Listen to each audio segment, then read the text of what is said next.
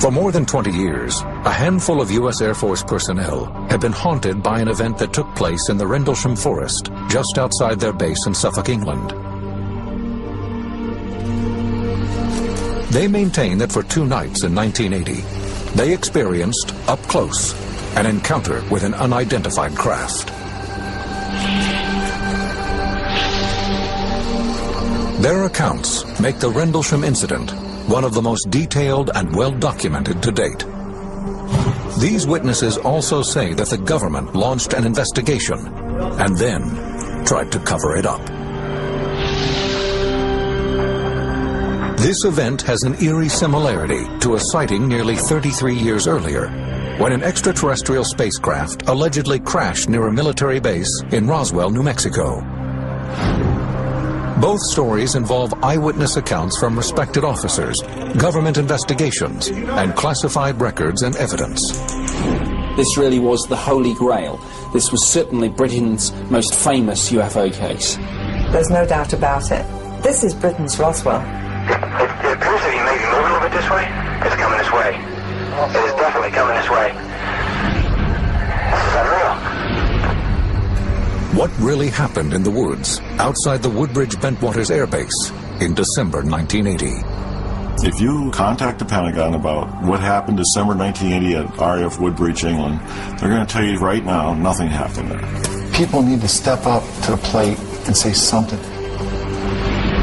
It happened, and it was real, and someone else visited Rendlesham Forest in 1980.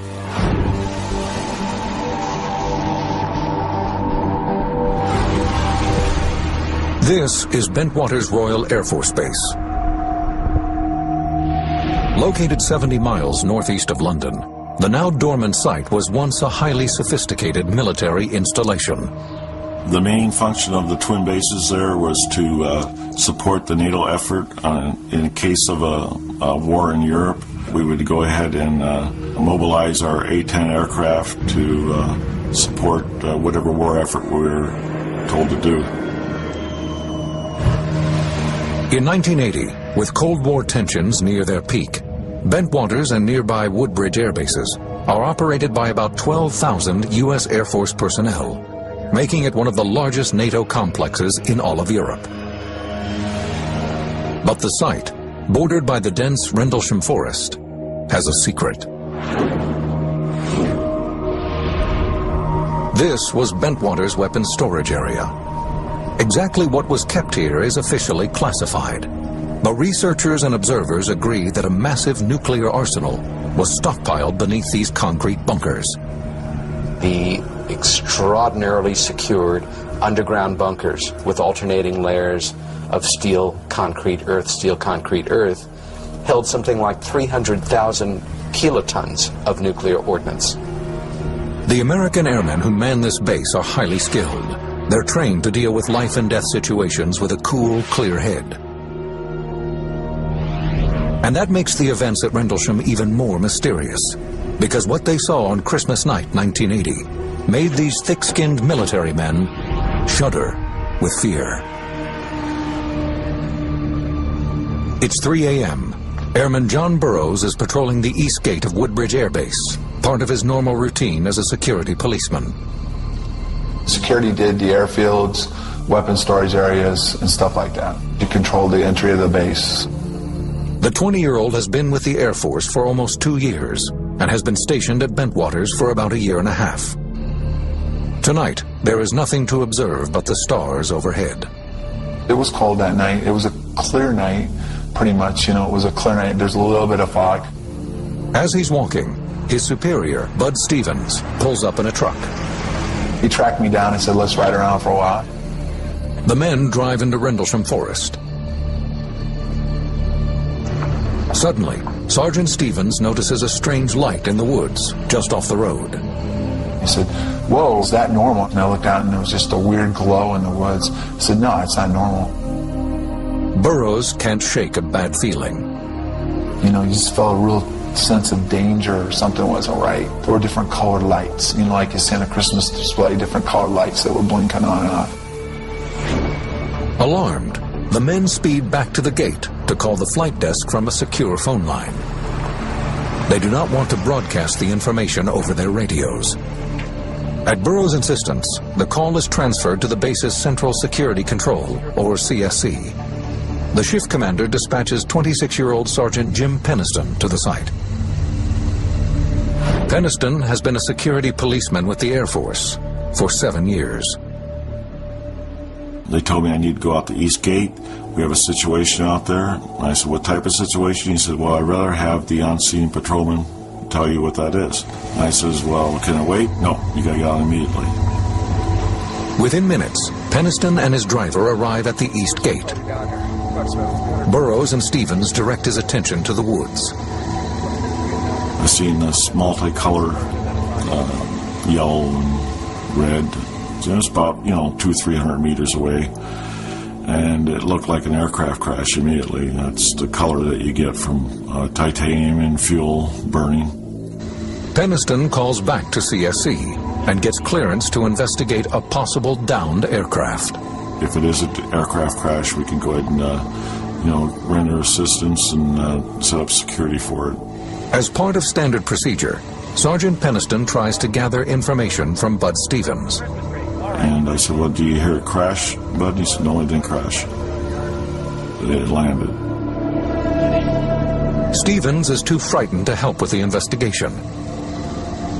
He returns to his post, while Burroughs and Peniston proceed without him. Soon after, they speed off with a driver and head toward the mysterious light. When they can no longer maneuver the vehicle around the dense trees, Burroughs and Peniston proceed on foot. They walk about 50 meters and notice strong interference on their radios. The farther we got into the woods, it became more and more intermediate, where it was harder and harder to talk to them. Suddenly, Sergeant Peniston feels an electrical charge in the air. I've been in excitable situations before on duty, and I know the adrenaline feeling, but this here was different. You could feel it on your clothes, your face, your hair. The closer they move toward the light, the less the scene resembles a crash. It didn't have no smell of smoke, and it was too contained. It was just like a one ball out there. We came into a clearing, and then that's when it was like a bright light lit up the whole area. It was almost blinding. Sergeant Peniston moves within 10 feet of the object, and the bright light dims. As his eyes adjust, he has trouble understanding what he's seeing. I'm a rational person. I wanted a rational explanation of what was going on. I could not come up with one. Peniston snaps pictures with his military-issued camera. The craft was triangular in shape and measured probably 9 feet wide by about 8 feet high. I couldn't tell the front or back to it. I mean, there was no engines on one side or no cockpit or nothing like that. It was all completely smooth, the outside of the craft. He then circles the object, writing descriptions in a notepad. These are the notes he wrote that night. Surface is unknown. Identity unknown.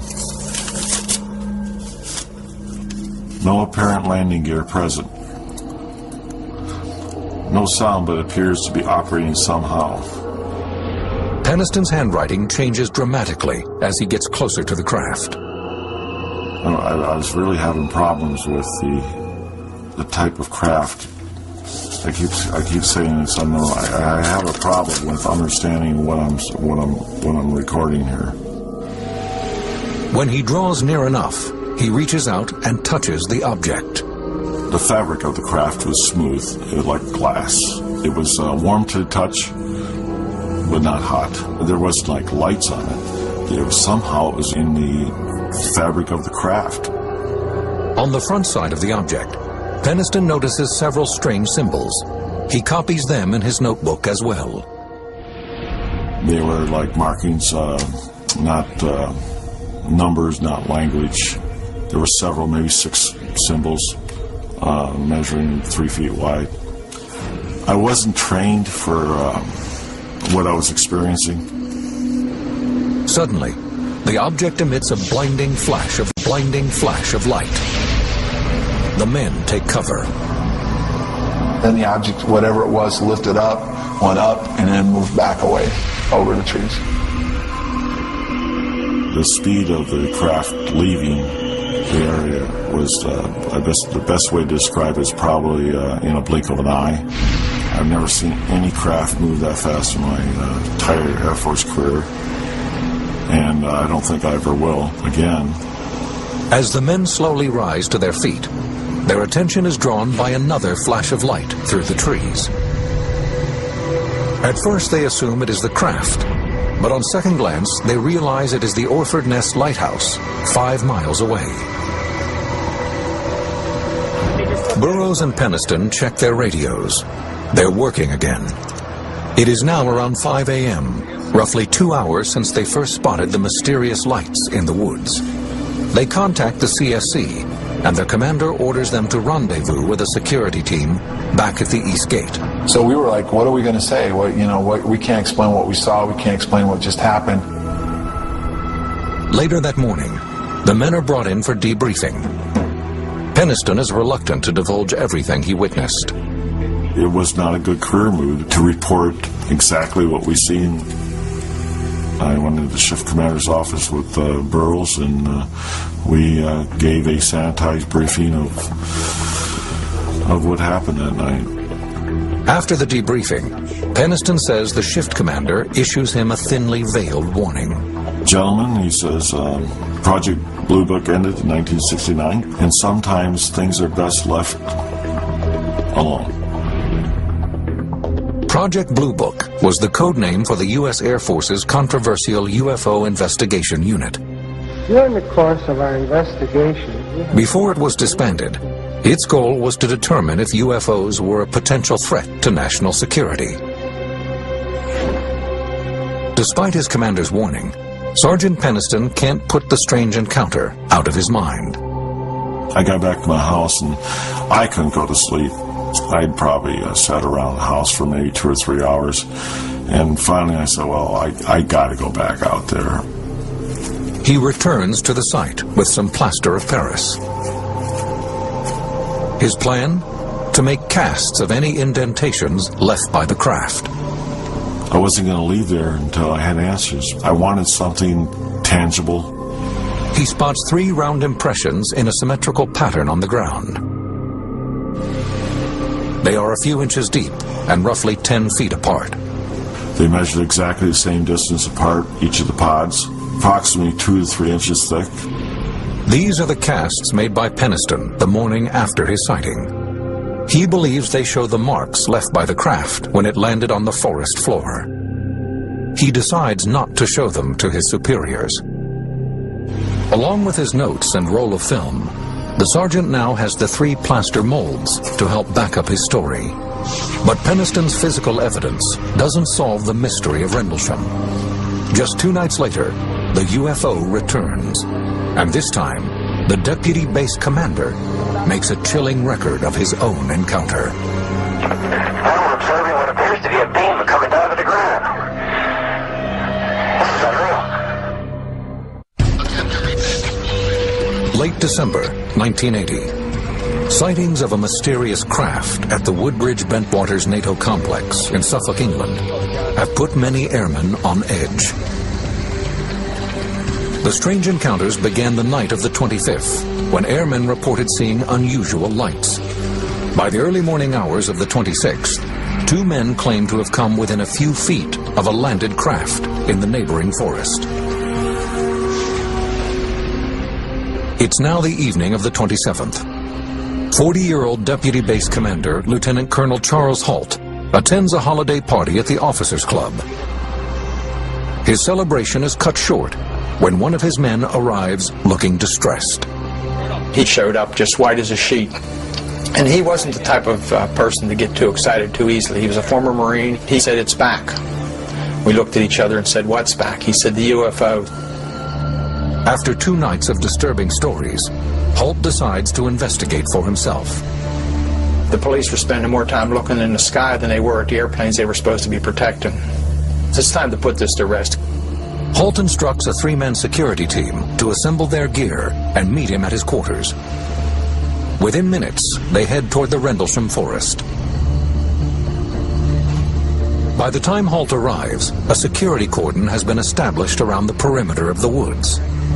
Holt is briefed on the situation and is told that the UFO is no longer visible. But the men are experiencing mysterious outages in their high-powered floodlights, called light-alls. Holt and his team collect their gear, a still camera, a Geiger counter for measuring radiation, and a night vision device called a starscope. I took my small personal cassette recorder, which I carry just about everywhere with me, just to record the events. The team heads into the dark woods. And I was going to investigate and show that there was definitely a good, reasonable explanation for everything. The following is the recording Holt made that night. 150 feet or more from the initial, I should say, suspected impact point. Having a difficulty, can't get the light all to work. There seems to be some kind of mechanical problem. Along with the malfunctioning light-alls, Holt's team encounters the same radio interference experienced by Burroughs and Penniston 2 nights prior. They are walking through the area where Burroughs and Penniston reported seeing the unidentified craft, when Holt notices gashes in the bark of several trees. It looks as if they have been struck by a large object. Holt orders one of his men to take photographs. He took pictures of the indentations of the trees and everything. He was taking snap, snap, snap all the time. The Geiger counter begins registering high levels of radiation, but only in the areas surrounding the alleged landing site. Is there any readings on the tree you're taking samples from on the side facing the suspected landing site? 4 clicks max. Up to 4. Interesting. That's right where you're taking the sample now. 4. That's the strongest point on the tree? Yes, sir. Have you got to the back? There's no clicks whatsoever. Suddenly, the dark woods are alive with sound.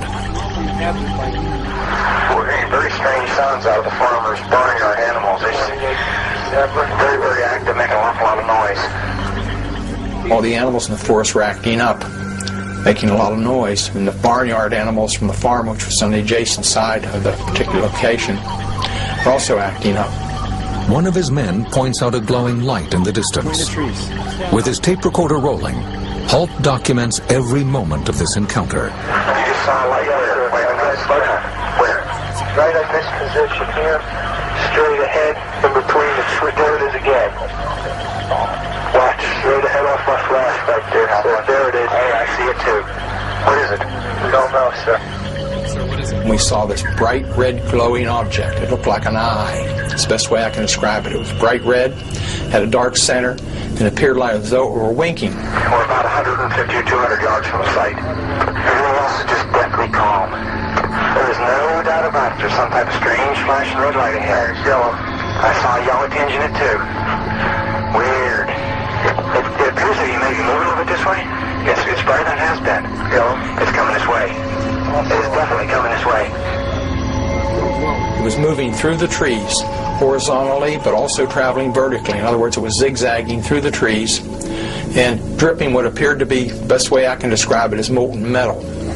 Holt and his men pursue the object into a nearby field. As we approached, it receded. It went away from us. It went out into the farmer's field. It stayed there for probably 20, 30 seconds, maybe a little more. There's no doubt about it. This is weird. And then it silently exploded and broke into multiple white objects. So we went into the field and searched around on the ground looking for burnt marks or evidence of whatever was coming off the object. The men find nothing in the field. Overhead, the object makes a sudden turn. It approached us at very, very high speed. Oh, here he comes from the south. He's coming toward us now. It stopped overhead and sent down a beam. The best way I can describe it is like a laser beam. Now we're observing what appears to be a beam coming down to the ground. This is unreal. It was a steady, constant beam as far as the diameter. It fell at our feet, and we all just went in awe. And I thought, was it trying to signal? Was it trying to warn us? Was it threatening us? And just as suddenly as it appeared, the light went click and was off. The object speeds away. The team watches, mesmerized, as it moves over the base and continues to beam lights to the ground. To some, it appears that the light is beaming directly into the base's weapons storage area, where nuclear missiles are reportedly housed. There's one object still hovering over Woodbridge Base at about 5 to 10 degrees off the horizon, still moving erratic and similar lights and beaming down this area. At this point, Holt's recorder runs out of tape. A craft is still hovering in the distance, but Holt and his team aren't sure what to do next. There's no protocol for what they've just encountered. Unnerved and exhausted, the men head back to base. Airman John Burroughs, who had witnessed a UFO 2 nights earlier, arrives at the site, along with Sergeant Adrian Bustinza. Burroughs is immediately concerned by the behavior of the men returning from the field. They were kind of, I don't know, they were weird. I mean, they were upset. After a brief conversation, Burroughs spots a blue light glowing in the same clearing Holt has just examined. The airman is determined to investigate further. I was bugging him, come on, Colonel, let me go out and see. I mean, I want to see what it is. So he finally authorized myself and Bustinza to go forward to get a closer look. The men head toward the strange blue glow in the field. Adrenaline quickly takes over, and Burroughs breaks into a run. As I was getting close to whatever it was, all of a sudden it was gone. The field is thrown into darkness, leaving the airmen scared and confounded. It just was gone. And I'm standing out in the field, and there's nothing there. Burroughs turns to Bustinza in disbelief. He goes, what happened to you? And I go, I don't know what you're talking about. He goes, and you were like involved in the lights. He said, you were just like, it was like all of a sudden you were there and then you were in the lights and you were gone. Burroughs and Bustinza return to base. Burroughs' second encounter with the bizarre lights leaves him with nothing but questions. They are unaware that a sweeping investigation involving covert government agencies is already underway. The men claim that as they headed back to the base that night, they were walking into a government conspiracy. January 1981. Rumors are swirling around the Woodbridge Bentwaters air bases in eastern England after mysterious UFOs are sighted by the U.S. Air Force personnel stationed there. Many of them were some years into their tour of duty. These were highly trained witnesses. It's not as if they'd all just turned up there the night before. The military investigation that followed remains controversial to this day. Those who say they witnessed the UFOs believe the military was more interested in damage control than in finding the truth. What our government did in the name of secrecy to these individuals is absolutely shameful. According to these airmen, they soon became unwilling participants in a government cover-up. Initially, the investigation follows standard military procedure. Deputy Base Commander Charles Holt, a witness himself, begins debriefing the airmen who reported seeing the craft. I had no choice. I couldn't ignore it. There were so many witnesses and so many people at so many different places. John Burroughs, who witnessed the UFOs on both nights, says his interview is clear-cut. We took our statements, kind of looked at them, said it was really a wild thing, and there's really no explanation for what's going on, and that's how it was kind of left. Others, like Sergeant Jim Peniston, say that after their meeting with Holt, a long and disturbing process begins. 2 weeks after his initial interview, Peniston is called for another debriefing. This time, it is with a high-ranking team of investigators, the OSI. The OSI is the Office of Special Investigations. It's, how shall I say, the discreet police is one way to put it. And they are there to police the US Air Force. And they can actually walk into an office of a general and, you know, even arrest him, if you like. That's how powerful they are. When Peniston enters the room, the mood is ominous. He begins to give a statement and offers the investigators sketches and notes of his encounter. According to Peniston, the rest of the interview is a blur. To this day, he has a difficult time recalling precisely what tactics the OSI used to extract his information. They took extra steps to make sure I was telling the truth. Sodium pentothal. I'm sure I gave a release for that.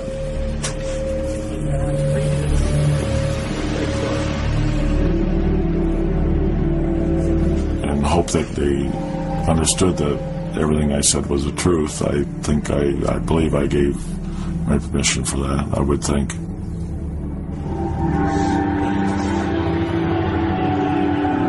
To Peniston, the military's investigation takes on a sinister tone, as more men are called in for questioning. Shortly after the event, Sergeant Adrian Bustinza, who had accompanied John Burroughs to the field, is led to a room beneath the base for questioning. Even now, Bustinza refuses to speak publicly about the events of that night. According to author Georgina Bruni, he later confided in her. They said to him, look, you know, what you saw was a light from the local lighthouse. And he said, no, I saw much more than that, it was more than that. No, you don't get the picture, do you? And they would not let him go until he agreed that what he saw was the lighthouse. And the moment they said to him, bullets are cheap, a dime a dozen, is when he said, okay, it was the lighthouse. Other witnesses also say they are told to drop their stories about seeing a UFO. We were told that we couldn't talk about it, was to treat it as top secret, and that was it. We never talked about it. According to Airman Burroughs, the signs of a government cover-up are obvious. Shortly after his interrogation, Burroughs is back on guard duty. As he makes his rounds, he can see that the woods are bustling with activity. There was vehicles leaving Woodbridge going out into the forest. There was helicopters flying around out there, so there was some stuff going on out there. Exactly what, I don't know. Deputy Base Commander Charles Holt is also aware of covert activities going on at the base. I heard some stories that were substantiated by several people that a plane load of people did come in a day or so later and did do a lot of investigating. Peniston and Holt claim they took pictures of the mysterious craft they encountered. But when the prints return from the base's photo lab, they are blank. The pictures are whited out, most of them. I thought that was really unusual, and I believe that the photos that I got were intentionally just whited out photographs. That's what I believe. Even Lieutenant Colonel Holt, the highest-ranking eyewitness, believes he is being kept in the dark by the military. As the investigation continues, he's asked to type up a memo based on his interviews with other witnesses and submit it to his superiors. Holt's understanding is that the document will be shared with the British government. Holt does as he is told and submits a memo entitled Unexplained Lights. He writes, the individuals reported seeing a strange glowing object in the forest. The object was described as being metallic in appearance and triangular in shape.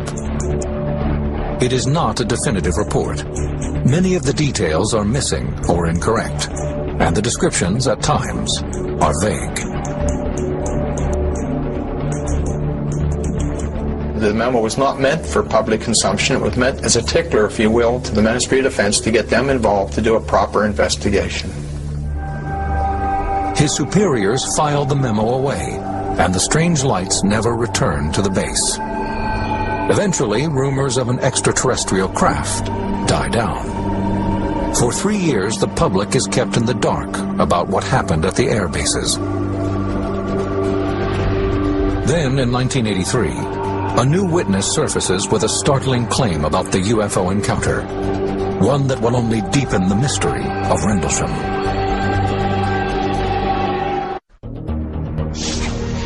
October 2nd, 1983.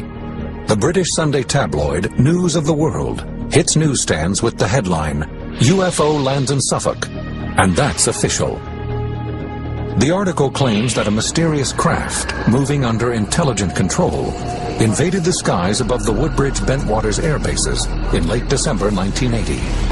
But most intriguing is the offering of a piece of written evidence. An official U.S. Air Force memo confirming the alleged sightings. The document was written by one of the men who encountered the mysterious object, Deputy Base Commander Charles Halt. Every local radio, TV station, Japanese TV, German TV, I had people swarming all over the place wanting to know the real story. From there onwards, every single newspaper in the United Kingdom was featuring the story for about a week. The memo, titled Unexplained Lights, offers a brief description of the late December encounters. It includes Jim Penniston's description of a strange object that maneuvered through the trees, as well as Halt's account of a red sun-like object in the night sky. But how was the story leaked to the public? The document, known as the Halt Memo, was brought to light by Larry Warren, a former Air Force security policeman at Bentwaters. He's blunt when he explains why he did it. I want to drag people right by their hair through the thing and say, this happened. He was the one who brought this whole thing to public attention. It was his information specifically that resulted in a Freedom of Information Act that resulted in the release of the so-called Halt document. And once that single sheet of paper was out, the toothpaste was out of the tube. Warren has received both praise and criticism for his candidness. The story he tells begins like the others, but the ending is even more bizarre. In late 1980, Warren was a 19-year-old security policeman stationed at Bentwaters. According to Warren, after midnight on December 29th, he is removed from his post and ordered to the woods to assist with Colonel Halt's investigation. When he reaches a clearing, he sees a group of military personnel surrounding a glowing object.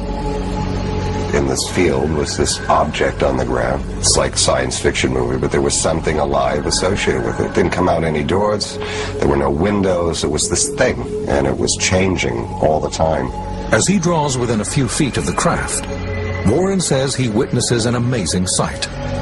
There are officers and airmen facing the object, and three small glowing entities standing in the light. What he observes and the other men observe that are in proximity is three humanoid shapes. There was something separate from it with these three, what you would perceive as kids.